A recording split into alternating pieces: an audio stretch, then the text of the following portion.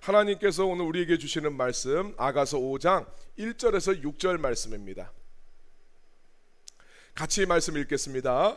내 누이 내 신부야, 내가 내 동산에 들어와서 나의 몰약과 향 재료를 거두고 나의 꿀송이와 꿀을 먹고 내 포도주와 내 우유를 마셨으니 나의 친구들아 먹으라.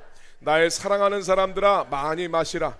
내가 잘지라도 마음은 깨었는데 나의 사랑하는 자의 소리가 들리는구나. 문을 두드려 이르기를 나의 누이 나의 사랑 나의 비둘기 나의 완전한 자야, 문을 열어다오. 내 머리에는 이슬이 내 머리털에는 밤 이슬이 가득하였다 하는구나.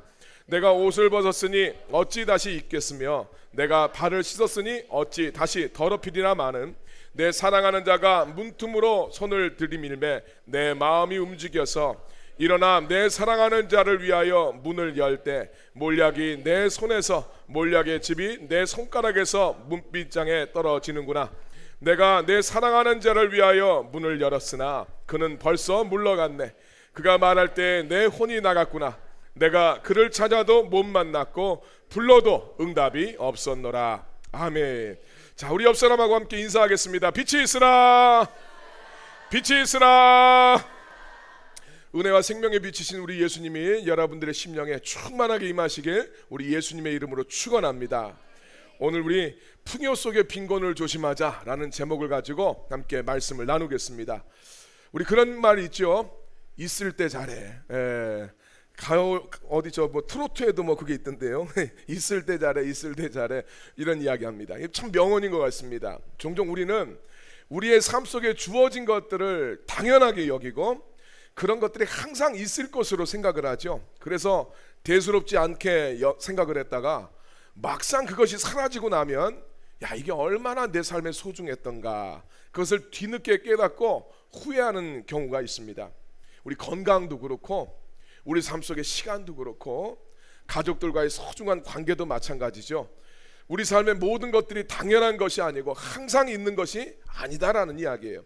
그래서 나한테 주어졌었을 때, 야, 이 주어졌을 때 그때 그것을 감사하게 여기고 소중하게 생각하고 또 후회 없이 살아가는 것, 이것이 인생을 지혜롭게 사는 비결인 것 같습니다. 우리 아가서 5장 말씀에서는 신부는 신랑이 곁에 있을 때 자기를 찾아오는 그 신랑한테 잘하는 것이 얼마나 중요한가, 이것을 이제 깨닫게 되죠. 여러분, 우리 신앙생활 하면서 뭐가 제일 중요하다고 생각하시나요? 신앙생활 하면서 제일 중요한 것, 다른 것 가장 본질은 신랑 되시는 예수님과 동행하는 것인 걸 믿으시길 바랍니다. 신부인 교회가 신랑이신 예수님하고 동행하고 연합하는 것, 이게 그 인생의 복이 돼요. 우리가 아무리 신앙생활을 한다 할지라도 그 신앙생활에 신랑 되신 예수님이 없어요. 교회는 다니는데 그 삶 가운데 예수님이 없어요. 예배는 드리는데 예수님이 없는 예배, 성령의 임재가 없는 예배, 그건 진짜 껍데기죠.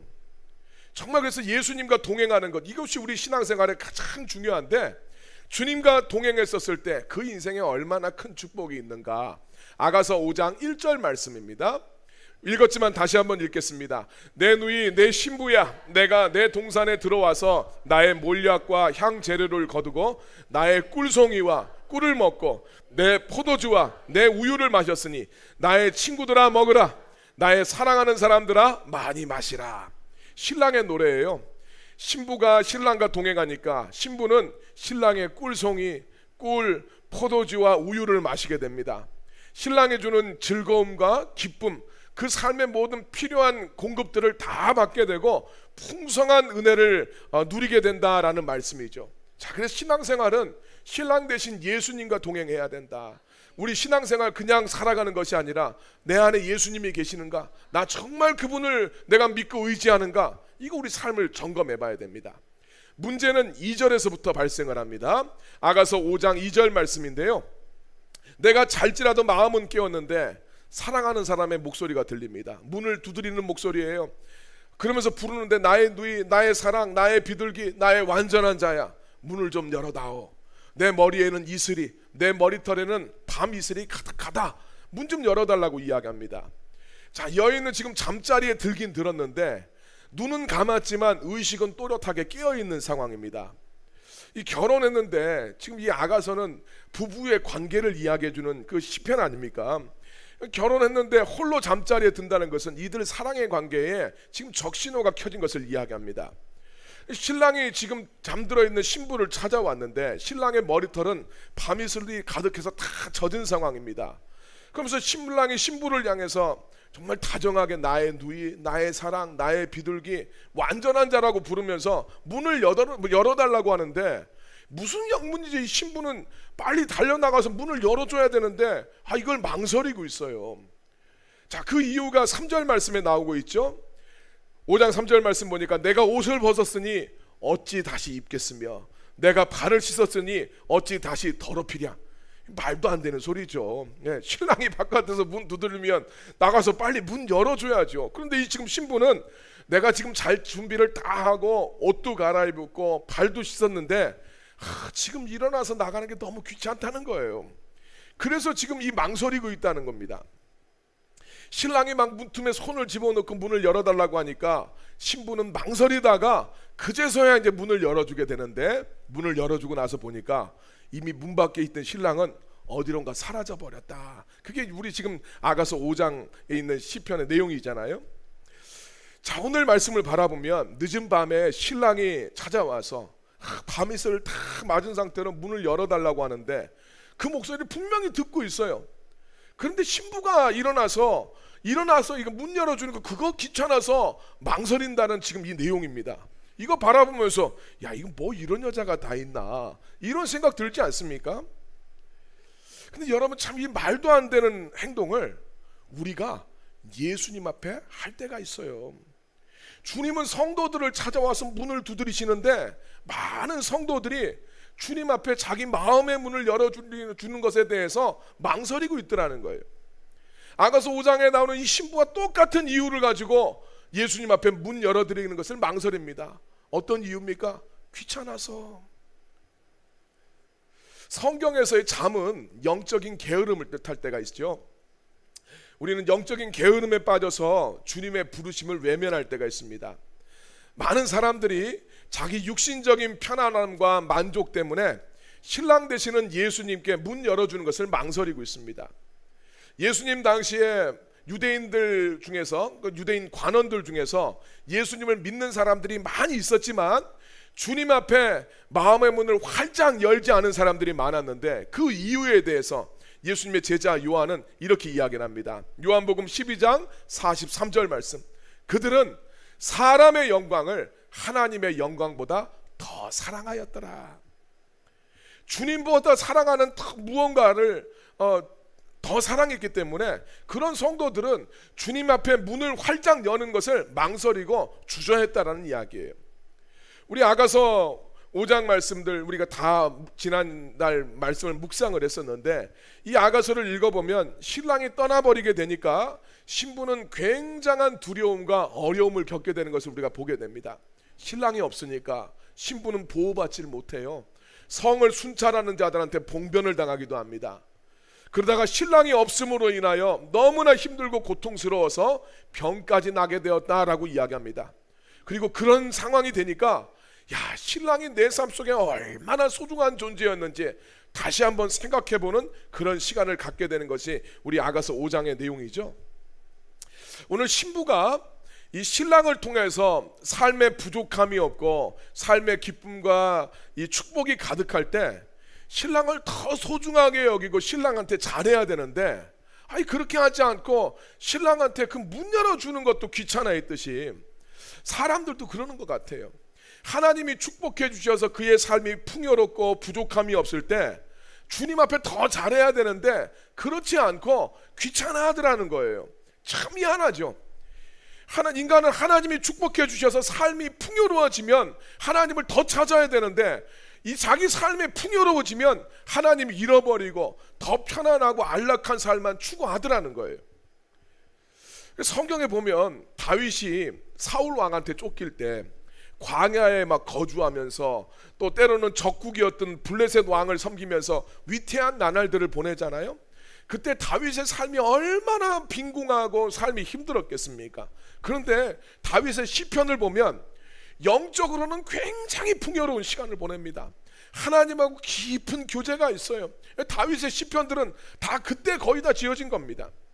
근데 다윗이 왕이 되고 주변 나라들을 정복하고 살만해지게 되니까 다윗이 전쟁터에 안 나가잖아요. 그래서 왕궁 옥상을 걸리다가 엉뚱하게 이 밧세바의 유혹에 빠지게 됩니다. 다윗의 아들 솔로몬도 마찬가지예요. 왕이 되기 전에는 여러 가지로 위태함이 있었습니다. 그때는 그러니까 정말 간절한 마음으로 하나님 앞에 매달려요. 왕이 된 다음에도 기브온에 가서 간절하게 하나님을 찾는 그 믿음이 있었습니다. 그로 인해서 그의 삶에 하나님이 주신 축복이 넘쳐나게 되니까 그 축복이 자기 삶에 풍성하게 됐을 때 오히려 솔로몬은 우상 숭배의 길로 빠지게 되는 것을 우리가 성경에서 보게 됩니다. 인간은 삶이 좀 절박할 때는 하나님을 찾아요. 그래서 삶은 조금 빈곤하다 할지라도 영적으로는 풍성함을 누리게 됩니다. 근데 자기 삶이 평안해지면 자기를 부르신 그 하나님을 잊게 되고 자기가 어떻게 살아가야 되는지, 무엇을 추구해야 되는지, 인생의 목적과 의미도 상실하고 자기 삶에만 더 집중하는 경향이 있습니다. 그래서 삶이 풍요로울 때 영적으로는 오히려 빈곤해지는 그런 경향이 있더라는 거예요. 이거 왜 그러냐면 사실은 우리 인간 안에 있는 죄악된 본성 때문입니다. 성경에서 말하는 인간의 디폴트 값은 하나님을 알긴 아는데 하나님을 영화롭게 살지는 않아요. 우리가 하나님을 알아도 하나님을 찾으려고 하지 않는 죄악된 본성이 인간 속에 있다라고 성경은 딱 진단을 하고 있습니다. 그래서 인간이 그렇게 살아가요. 내 삶에 절박하면 그것 때문에라도 하나님을 찾게 되는데 내 삶이 풍요로울 때는 아쉬울 게 없으니까 하나님을 찾지 않더라는 것입니다. 근데 이렇게 하나님을 찾지 않게 되면 하나님이 가만히 내버려 두시는가? 그렇지 않습니다. 하나님은 하나님이 택한 백성들은 그대로 살도록 내버려 두지 않고 그들을 사랑하니까 그들의 삶을 흔드실 때가 있어요. 정신 차리라는 거예요. 정신 차리고 돌이켜서 주님을 향하고 하나님으로부터 풍요로워지는 그 인생을 만들기 위해서 하나님이 그 삶을 흔드실 때가 있습니다. 이스라엘 역사를 바라보면 하나님이 주신 풍요 속에서 영적으로 빈곤해지면 하나님이 반드시 택한 백성들의 삶을 흔드시는 것을 여러 번 경험하게 됩니다. 야곱의 가족 70명이 이집트의 고센 땅에 가서 살게 되죠. 그 땅에서 이스라엘 백성이 엄청나게 번성하게 됩니다.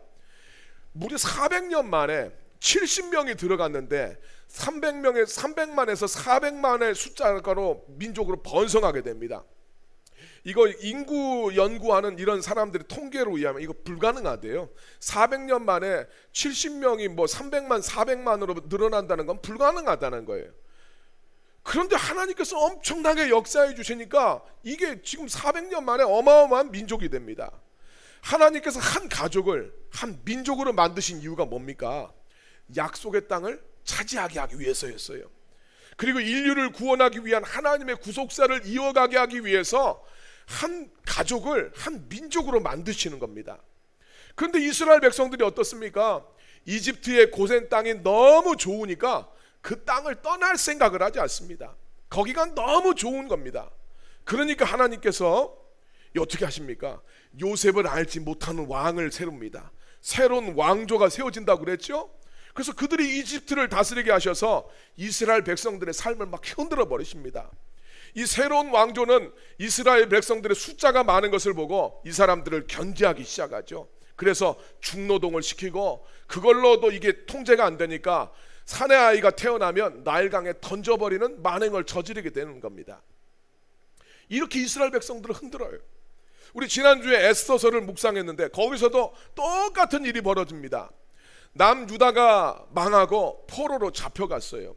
근데 하나님께서는 선지자 예레미야를 통해서 70년이 지나면 너희가 이 땅으로 내가 다시 돌아오게 하겠다고 약속해 주셨는데 하나님은 그 약속을 지키셨어요.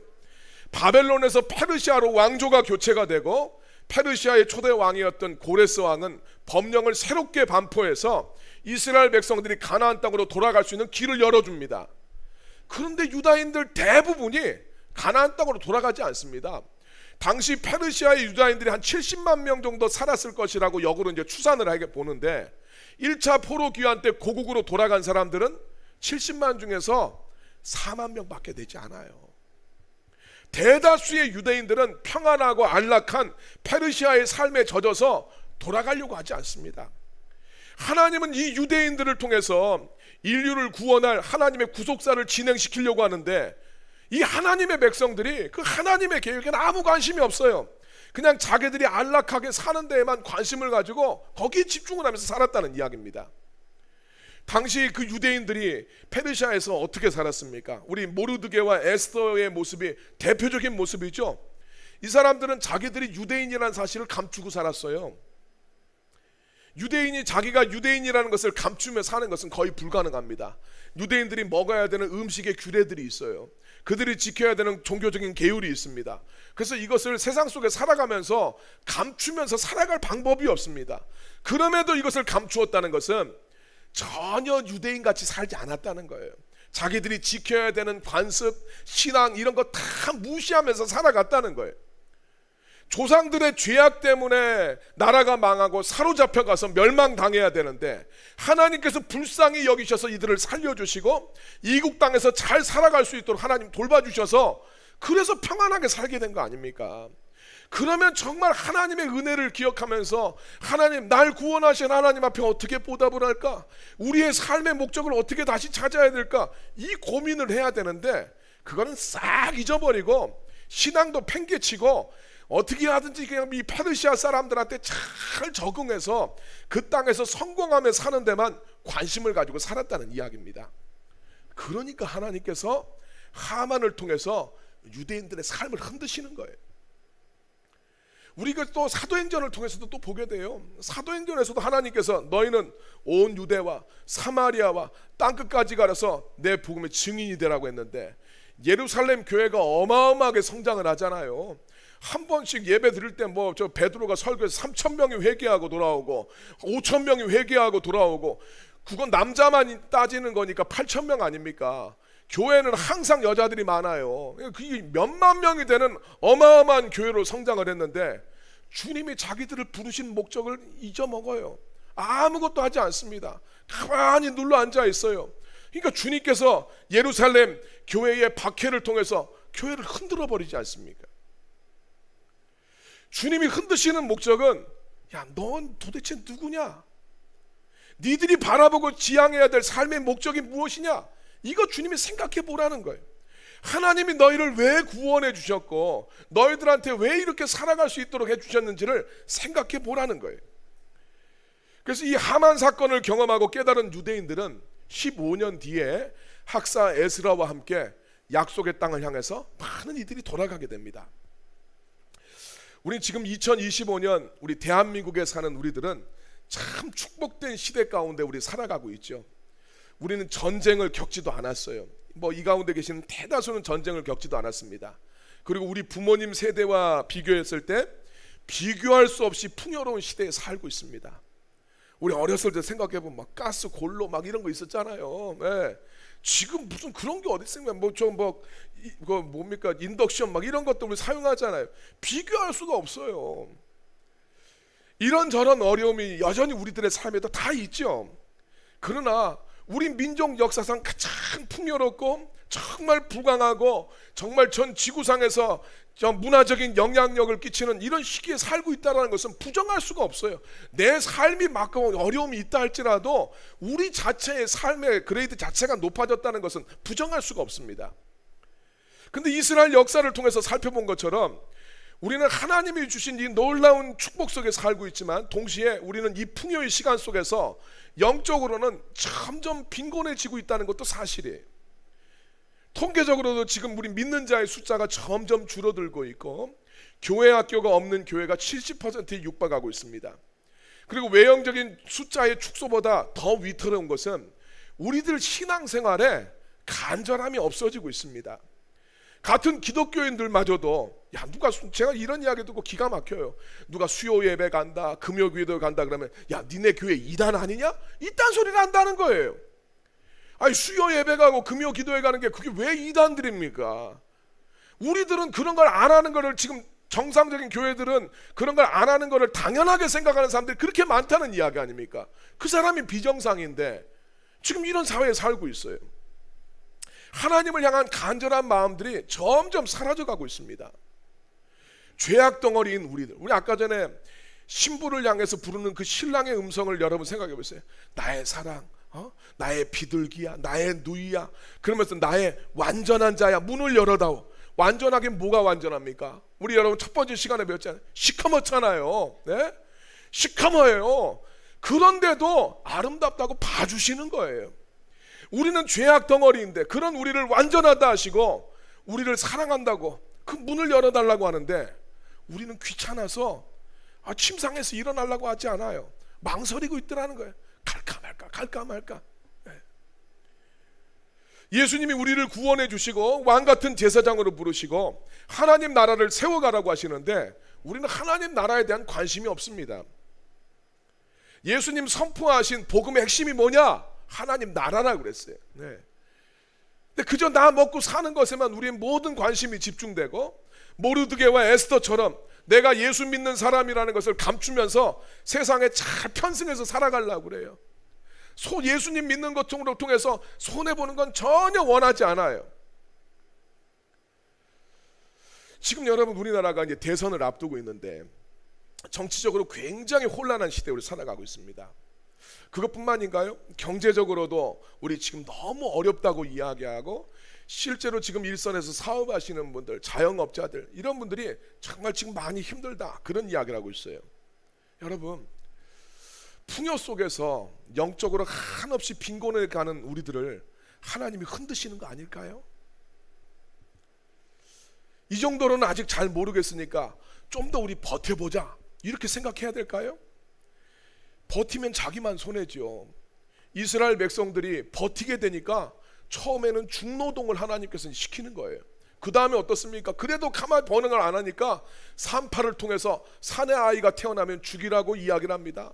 그래도 버티니까 이제는 산의 아이가 태어나면 무조건 나일강에 던져버리는 거예요. 주님 앞에 반응하지 않으면 하나님이 우리를 구원하셔야 되기 때문에 주님이 오늘 우리를 돌이키게 하기 위해서 더 흔드실 수가 있어요. 그렇기 때문에 하나님께서 흔드신다는 것을 우리가 느끼게 된다면 우리가 어떻게 반응을 해야 될까? 이것은 국가적으로 뿐만 아니라 내 삶에서도 하나님께서 내 삶을 좀 흔드신다라고 느끼게 되면 우리가 좀 반응을 할 수 있어야 돼요. 에스더서를 보게 되면 유대인을 몰살시키려는 이 하만의 계획을 꺾기 위해서 에스더가 굉장히 애를 씁니다. 네, 뭐 내가 죽으면 죽으리라 각오를 하고 막 잔치를 2번이나 열고 이렇게 애를 씁니다. 그러나 성경을 보셨으면 아시잖아요. 결정적인 반전은 에스더를 통해서 이루어지지 않아요. 하나님을 통해서 이루어집니다. 하나님께서 아하수에로 왕의 그 잠 못 드는 그 밤을 이용하셔서 반전의 역사를 일으키시는 거예요. 그래서 오늘 우리도 좋은 정부를 갖기 위해서 또 좋은 지도자가 세워지도록 그것도 우리가 중요해요. 그리고 그것을 위해서 우리가 좋은 지도자로 보이는 사람이 누군가 공부도 해보고 살펴보고 생각도 하고 적극적으로 투표도 해야 되고, 또 우리의 지혜를 모아서 경제 위기에 대응하는 것도 필요합니다. 그러나 우리가 처한 상황을 반전시키는 열쇠는 하나님이 쥐고 계십니다. 그래서 우리의 삶이 흔들린다고 느껴진다면 우리가 뭘 해야 되겠습니까? 성경에서 교훈을 얻어야 돼요. 첫 번째, 기도하면서 우리 주님 찾아야 됩니다. 삶이 흔들리는 것을 경험하게 됐었을 때 적극적으로 주님 앞에 기도하면서 예수님을 찾아야 돼요. 이스라엘 백성들 하나님이 흔드시는 걸 경험하게 되니까 정말 주님 앞에 부르짖어 기도합니다. 자, 출애굽기 2장 23절에서 25절 같이 한번 읽겠습니다. 여러 해 후에 애굽 왕은 죽었고 이스라엘 자손은 고된 노동으로 말미암아 탄식하며 부르짖으니 그 고된 노동으로 말미암아 부르짖는 소리가 하나님께 상달된지라. 하나님이 그들의 고통의 소리를 들으시고 하나님이 아브라함과 이삭과 야곱에게 세운 그의 언약을 기억하사 하나님이 이스라엘 자손을 돌보셨고 하나님이 그들을 기억하셨더라. 아멘. 성도들이 부르짖어 기도할 때 하나님이 그 기도를 들으시고 그 백성을 기억하여 돌보셨다고 이야기하고 있어요. 이게 공식이에요. 페르시아에서 백성들을 하나님이 흔드셨을 때 백성들이 어떻게 합니까? 자기 옷을 찢고 베옷을 입고 죄를 뒤집어 쓰고 함께 모여서 합심하며 부르짖어 기도했어요. 주님이 성도들의 삶을 흔드시는 목적은 너 자식 맛 좀 봐라, 하나님 그러기 위해서 하나님 그렇게 하시는 게 아닙니다. 주님을 찾게 하기 위함이었어요. 방향을 돌리게 하기 위함입니다. 주님께 부르짖어 기도하시되 문제 자체가 아니라 하나님을 찾기를 소망하면서 기도하시길 바랍니다. 성도들이 기도할 때 보이지 않는 하나님이 살아계시고 일하심을 보시게 될 줄로 믿습니다. 두 번째로, 성도들은 하나님 나라를 생각해야 돼요. 내 삶이 흔들릴 때 내 삶만 바라보는 것이 아니라 나를 지으신 목적, 하나님의 나라, 하나님의 구속사, 주님의 교회, 이걸 생각할 수 있어야 돼요. 성도들은 항상 하나님 지으실 터가 있는 약속의 땅을 바라보고 그것을 향해서 나아가야 됩니다. 이게 아브라함이 갔던 믿음의 길이 바로 그거예요. 하나님 지으실 터가 있는 그 성을 바라보면서 나아가는 것, 이게 성도들의 자세입니다. 이 세상은 우리가 거할 영원한 자리가 절대로 아니에요.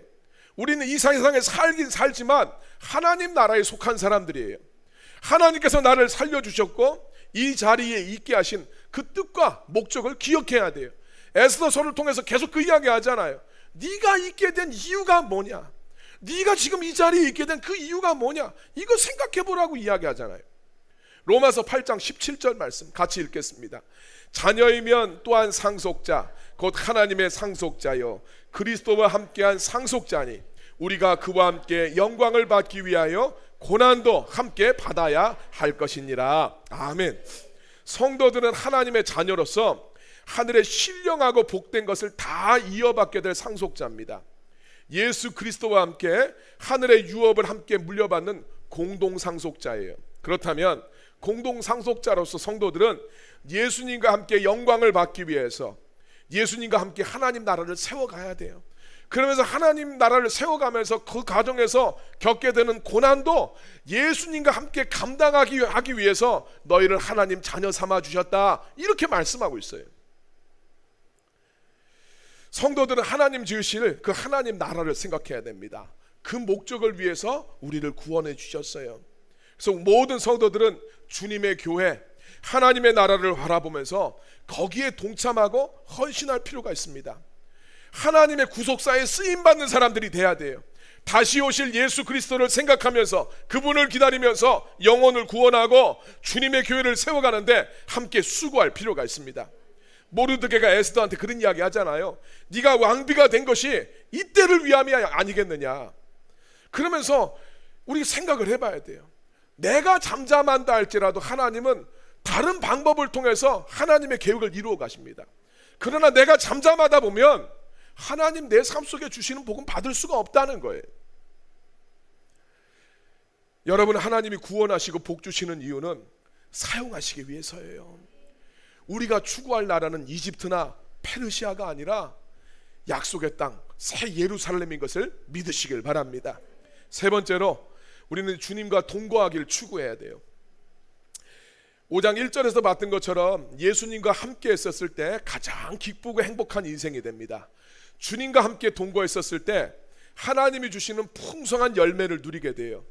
신부가 신랑과 함께 했을 때 꿀송이와 꿀, 포도주와 우유와 같은 풍성한 것들을 누릴 수 있는 또한 기쁨이 있었습니다. 오늘 우리들의 삶 속에 좋은 열매가 맺길 원한다면 우리는 예수님 앞에 붙어 있어야 돼요. 내 삶에 좋은 열매 맺기를 원한다면 그건 주님과 붙어 있어야 돼요.